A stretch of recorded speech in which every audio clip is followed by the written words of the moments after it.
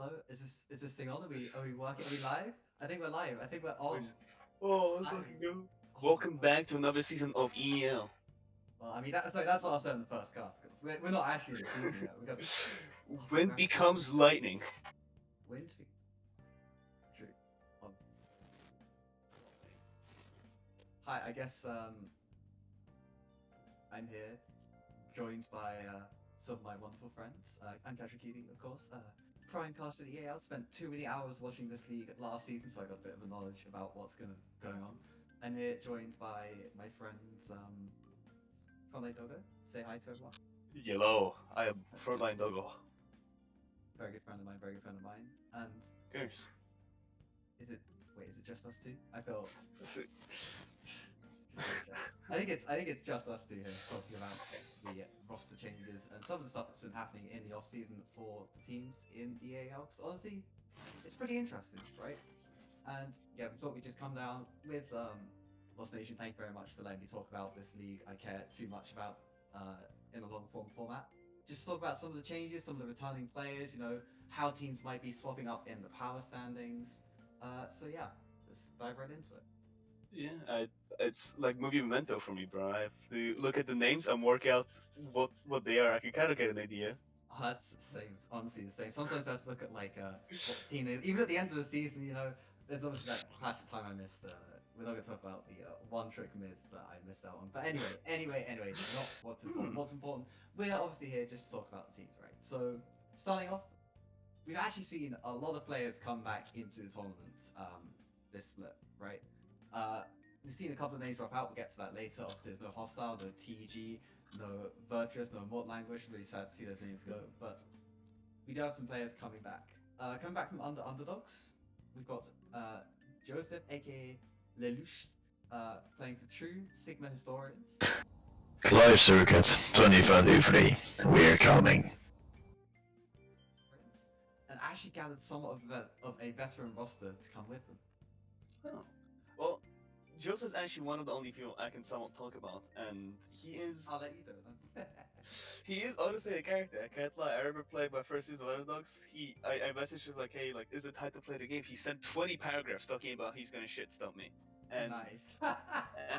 the rest is history. So And he's well versed about the game, 100%. Mechanically wise, not too sure, but I think he's kind of like putting a coach in a playing position type of situation. He knows what to do, but he doesn't have the hands to play it. well, I mean, he's obviously been a part of the EAL since its inception, right? Did drop out from the management position, obviously, last split. Sad to see the guy go. Good voice Yeah, on the team, but no, still come back to play, right? He's obviously got like some, as you say, he thinks a lot about this game, right? He thinks too much about League of Legends. He's one of my kindred spirits at this point. Uh, because has some his pretty good number one draft Sheriff. records. Obviously, feels like he has a contingency for most situations in the draft. He's got like some very veteran names to join him as well. He's got some members of TG Season 3. Shout out to TG, I love them so much. It was a shame to see them not come back for Season 4, but Season 3 TG, a real force to be reckoned with. Some Hostile. They're coming with gems as well from Hostile. We've got Pills as well, who was on the casting team for Season 3, played a bit in Yeah. Season 2. And to me, this team here, True Sigma Historians, with all these returning players and all these volatile returning players, screams wildcard to me. I think they could just throw a spanner in anyone's works, right? They could either come out on the day, play something like a Lee Sin Tarek bot and lose with it, or play something like a Lee Sin Tarek bot, the most insane draft you've ever seen, and throw a massive upsets against some of the top teams we expect to see coming out. So keep an eye on Joseph, keep an eye on True Sigma Historians, because they're going to be interesting. I 100% agree. They might not be the strongest team, they might not be the best team, but I'm 100% sure they'll have the crowd's love during every single match, no matter who they play against. Yeah, I mean, I Oh don't man, see I don't see how they couldn't honestly. TG has always been a very a clown favorite first of all, but a crowd favorite as well. Obviously, I very much like TG myself, so I'm glad to see some of these players coming back into the tournament. they Uh, got. sorry, go on. I was just gonna mention they got the absolute snack that is pills on their team. There's no way they lose. They have moral advantage every single game. I mean, yeah, they got Pilsdy in chat. We're gonna have maybe we're gonna have some enhanced Twitch features for next season. We'll see what we can do. See what we can do about that. But yeah, spam Pilsdy in chat if you really want to see True Sigma historians win their games. We've also got some other speaking more from like a teams we expect to do very well in the tournament rather than just be something throwing a wrench in other teams' plans. We've also got Sergeant Whiskey Jack, aka Stats Guy, aka the person who knows the most about EAL without playing in it, apart from me, of course. Actually, probably does know more than me,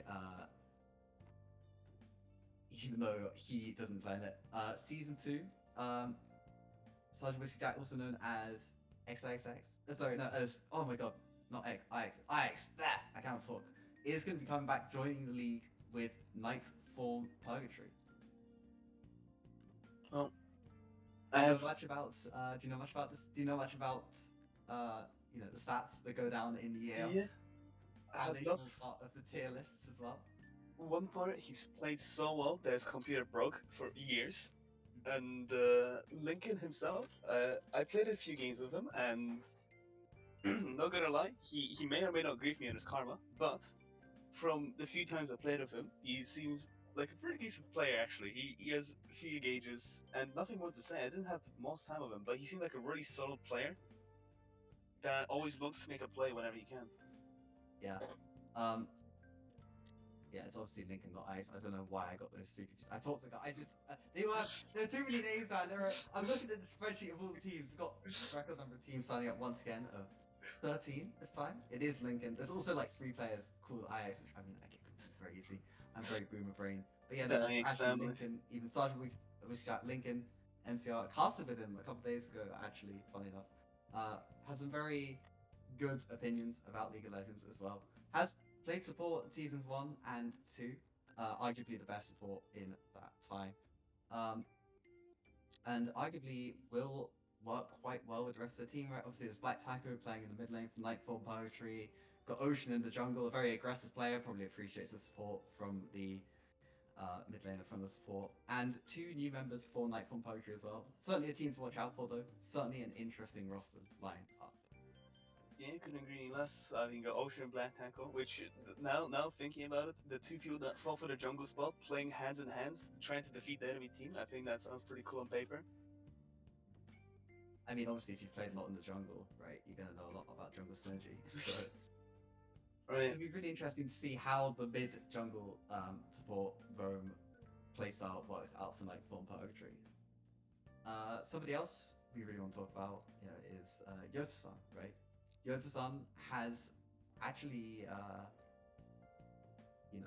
left their IM8 squad. They've actually, unfortunately, we have lost Farso, Valhalla, and Sport. I cannot get names right tonight. God. Actually, no, they're still here. They're still here. They've just changed up their roster a little. But no, Jota-san has swapped over to Purple Emperor Lizards and brought their own team into the EAL this time, which is quite an interesting decision, I think. Yeah, I think you see a lot actually. You saw with Rickard, you saw it for like other players, but oftentimes like they play one thing, they get a taste of the league, and like damn, I want to play one more season. They put in all their boys into the league, and the cycle just repeats. Yeah, well, let's hope it works a little bit better for Purple Emperor Lizards than it did for Virtuous Esport. That's we're not gonna talk too much about that. We're not gonna talk too much on that. But it is seriously worth mentioning that this is something we've seen. It is sort of a bit of an ego move, right, for Yota-san, who did play exceptionally well on AD carry, right? Even picking up stuff like Seraphine. Had obviously a lot of team support behind them to help out with that. But yeah, it's really interesting to see them move over to Purple Emperor Lizards and bring in these rosters, as it's back from Woodcutting returning as well. A really, really strong team from Season 3. I was surprised we didn't see in Season 4. I believe they came 2nd or 3rd. I should really have checked the stats. I got roped into this on playing short notes. I did not do my prep work yet. I was going to write all my stuff for the first cast once the group's been decided, but it's fine. It's fine. They placed really, really highly, though, in Season 3 of the EAL. It was right? second. It was second. I remember. Second. Oh, thank you very much for that one then. So yeah, obviously strong returning players like IX, 191919, Sparky as well in the jungle, mostly coming in 499 woodcutting as well. But there are some I believe a couple of actually no, it's just Nice Line Woodcutting members in Nice Line Woodcutting. So it's great to see them back. It's great to have them on the Rift again. It's great to see them on the standings one more time. Like, and it's going to be interesting how they're going to compete now that their competition that they're used to going up against is mostly moved on from the league. There's no more Get Colonized. There's no more DFG. Well, there kind of is. We'll talk about that a little bit as well, right? Because I think that's quite interesting. What happened to DFG in the postseason, but anyway, there's less. There's more new competition for them to go up against. It's going to be interesting to see how this semi-consistent, semi-veteran roster with strong additions from DFG, by the way, Darren and Fishtoll playing bot lane and top, whether they're going to be able to continue to show that they're as strong as they were in Season 3, or whether some of the competition is going to make things a little bit hard for them. Right, I think I totally agree. I think, like I mentioned before, there's a lot of these new teams, but I think a lot of the spices are like the same, right? You have a lot of these people returning from last seasons, coming back from different teams, as we can see, but a lot of different names, a lot of different teams, a lot of different compositions, and it's very nice seeing these returning people and just a mix of, I guess, some rookies, only to say. Yeah, Just honestly, mixing up. And you have this. I'm super happy to see that. Like, this isn't usually with the EAL we get like 3 or 4 teams, 4 or 5 teams staying on to play next one. This time we've got 1, 2, 3, 4, 5, 6, 7, 8, 9 teams basically composed of people who have played in the EAL before, and that's actually so cool to me as a caster. It is. Right? It means we're actually developing talent. We're getting these. Getting some rivalries formed, getting some interesting matches. Obviously, going to be coming up when there's a little bit of narrative. True Sigma historians up against 99 Woodcutting. That's going to be a bit of a big one. I can tell you that much. You do have the story element of saying that 99 Woodcutting could be the super team that may or not collapse, right? You have Fishstone coming back, who's obviously Masters. He's been let in kind deep by Bats off the leash to back into the league. You have Sparky, PMA, who I don't know much about, but they're very similar players from what I know. Tyrone, who also is an ex-Massive player, but he's growing a little bit old, so he can't keep up with the times. True, of course. And for those on the way, we do have Tyrone sitting in the call right next to us, so we gotta lambast him as much as we can. But yeah, it is gonna be interesting though. Thank you, Tyrone, for whispering in our ear. Anyway, though, yeah, I mean, jokes aside, really, really strong player, both. I mean, mechanically, right? You joke about the hands, but still very strong mechanically. But also, I think a huge asset in terms of like. What do you call it? In terms of like macro, in terms of like game knowledge, in terms of draft. He's really smart about drafting. He has always like few. Remember, he actually gave me a few tips when it comes to coaching. He was a really nice person when it came to that. He does have many assets planned, many like layouts planned when it comes to drafting, right? If they want to play something, how they want to play something. I think with 99 Woodcutting, it's going to be really strong for them to have some sort of plan with going into the games, and this will make them a lot more. Even like coming into a game, knowing what you're gonna do, it goes so long micro and macro wise, because you don't have to worry mid game thinking what you're gonna do. There you go. Yeah, it's a massive advantage. Gives you a bit of comfort. There is one more team return that I really want to shine a spotlight on. I mean, obviously there's ETR coming up from Underdogs, which is kind of an interesting thing to talk about. Right. There's Lost Nation, who has become a bit of a home for the Lost, right? Thank you, Lost Nation, for hosting me. But obviously having a lot of teams from a lot of players from a lot of different teams. Got IMA, Virtuous, Get. Immortal Anguish as well, Corwell on Sport. It's really great to see Lost Nation kind of, offering a bit of a, I don't want to say like a ragtag home, but I mean like the place, not like a super team, but like like a team full of stars that could be bigger, like a team full of semi-underdogs that I like to see coming out. So, well done to Lost Nation on that. There's also Infinity Team, rebranded 404 Team Not Found. So Team Not Found is no longer found, it's now Infinity Team. 4 returning players as well. Rasen, keep an eye on Rasen. That guy, super good at the game. Was basically 1v9 games. And if, the rest of Infinity can level up, can, get moving, get a little bit stronger around Rasen's core, I think they're a really important team. But the one team I really, really want to talk about is CTR, because they're back, baby. The CTR Miracle Run. It's alive. It's still there. It's still real. Anyway, I do want to talk, as I said, I want to talk a little bit about CTR, right? Stoonley, Dagu, Marcus, Kassar, and Muffins all coming back into the league. And I think this team genuinely has a lot of potential to it, right? I scrimed against them once or twice, and the team seems to be very aggressive from what I know. They like to play fast, they like to play good, but also it could have been because I was with my underdog roster who had no clue what was happening, so we're just getting destroyed at every single angle whenever we have the opportunity to. But a lot of these people are also characters. Like I remember the Goo and doing the Dairone copy pass, pretty much telling why you shouldn't hire him as a member, and it came with a lot of questionable parts of the thing, but 100% based. And besides that, that's all I know about the team. Yeah, I mean, obviously they, as I said, they suffered a little bit towards the end of the EAL, but then they came back, came to be a little bit stronger, and I think they have a lot of potential going into this season. So yeah, that's basically teams. There's a couple of new teams joining as well, but as I said, I got caught in fairly short notice. I haven't done my scouting yet. Still, they seem to be, you know, fairly decent level. I'm just gonna have a look at the OPGGs quickly, but there's still, yeah, I think there's still a lot of potential from these new teams, right? Team Blender, Sky QIU, and Koyu Budo Armadillo could do a lot of good work in this tournament. But yeah, there's a lot of veterans as well, and I think it's really interesting to see how things will shake out. Yeah, I 100% agree. I think it's the first like few weeks, then you see how the teams are gonna go, right? The first few weeks you kind of get the taste of how things are gonna go. But I think with it is kind of a lot of these returning players, you already had the expectations set, and you're kind of wondering how these new rosters are gonna compare to these returning players from the looks of it, at least. Yeah, I mean, it's also, as I said, we talked about it a little bit earlier, but a lot of teams have left the tournament, kind of, Yeah. right? Hostile Esports, I remember them talking about how they were pretty dissatisfied with the game, fairly demotivated going into playoffs. They've actually disbanded, but only a couple of members sticking around, which is Right, Kanze going into I think he joined another team, like he joined like a Division 4 team now. He actually playing with like a coach and all stuff. I remember him talking about that. No clue what happened to the other roster. One of them tried to apply for with Ethereum Esports, and obviously the rest are the history. They're like Kirkland in basketball right now. really sad to see, really sad to see. But yeah, they're not around any longer. Agencies, obviously, also choosing not to join.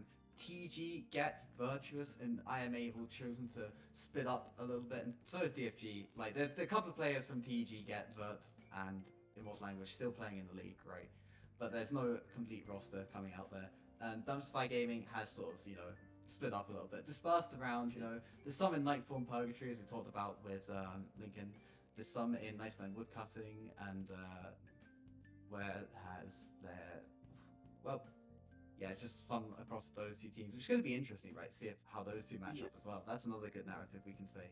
But yeah, it's sad to see these teams go. But honestly, their spirit lives on, and a lot of their players do as well. 100%. All these people are always going to be hovering around here. It doesn't matter what we do, and eventually they might integrate themselves back, which is always exciting to see. But so I guess we kind of danced around it a little bit already, but in terms of like which team, I know it's kind of a big ask, right? There are a lot of teams here. There are 13 teams, but if I were going to ask you,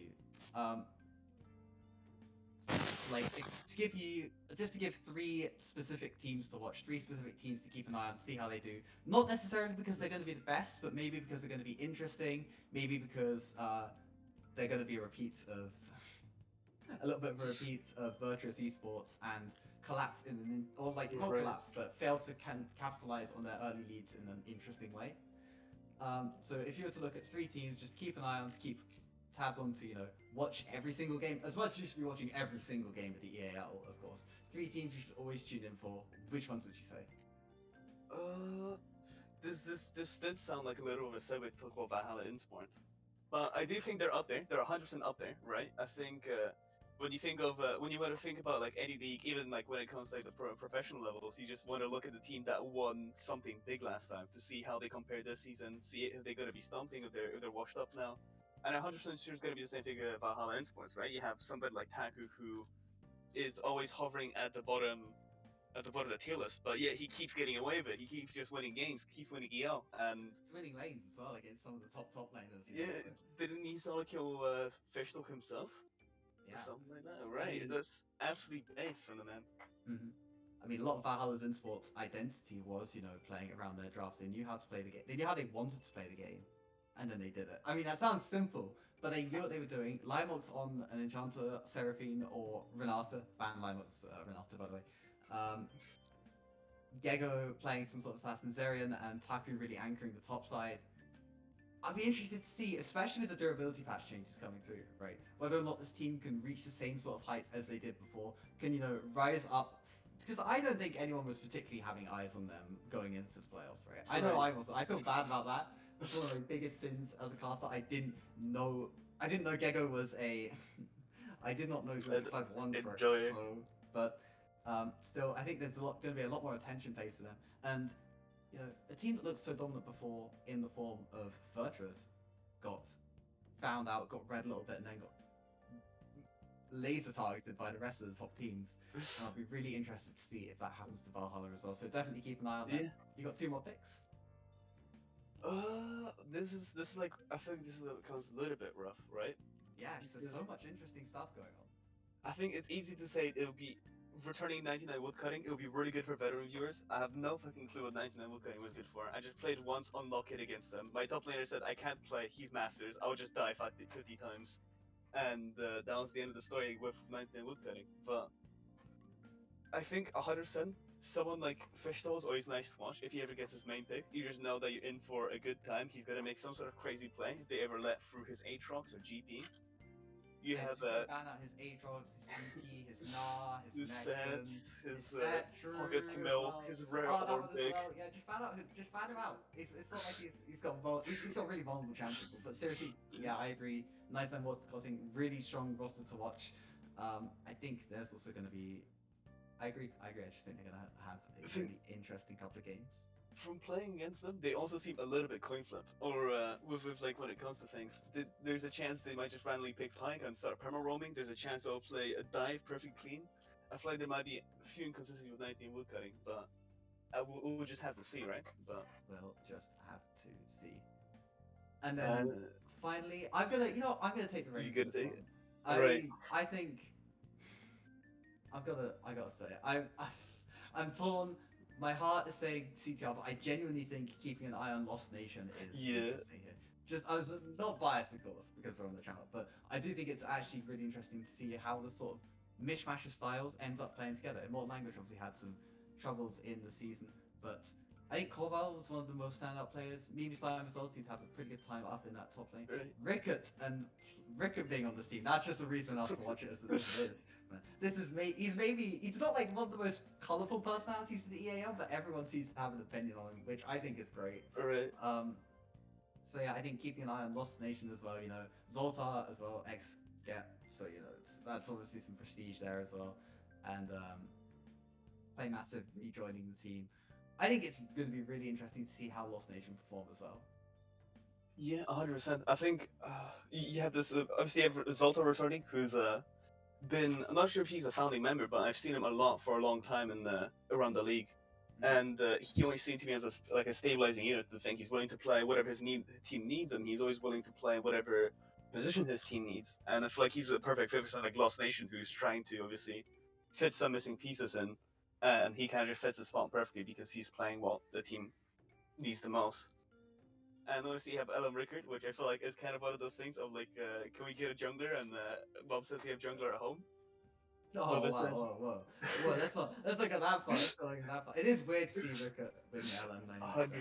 It's also weird to see him play jungle, but then again, he didn't do anything in lane anyway, so it's... I'm joking, of course. It is just going to be interesting to see how he adapts to the role swap. Right, he's known for being a late game player, right? And then you kind of think about like, well, can he play late game in jungle? No, but there are some junglers that like to farm a lot, right? You have the Karthus, Zillias, the Graves, and we'll see if that will be the taste he will like in the jungle as well. He will just like perma clear for 40 minutes straight and try to carry, or will he whip out the Lee Sin and do a Chinese insight? Yeah, well, it's going to be interesting to see, but I don't think we've got too much more to discuss about at the moment. I mean, obviously, tune into the EAL starting, I don't know when this video is going out actually, but starting on the weekend. It's going to be every weekend, Sunday at, I believe we'll have to figure out the timing actually, but it's going to be on Sundays, definitely. It might be on Saturdays as well. I assume the video's going to play during one of the matches, because that's what they did last time. It's a pretty long video. I think it's, depending on how long this gets cut down, Right, I haven't considered Might that. get played, might not get played, but yeah, that's going to be all from us here for the moment. Thank you so very much, everyone, for watching. Obviously, I've been Casual Cutie, joined by FrontlineDoggo. Real pleasure to be hosted on Lost Nation. Great fun, great team. Hope they do well, and I hope everyone has a banger time in the next season. I'll see you there on the Rift. Adios.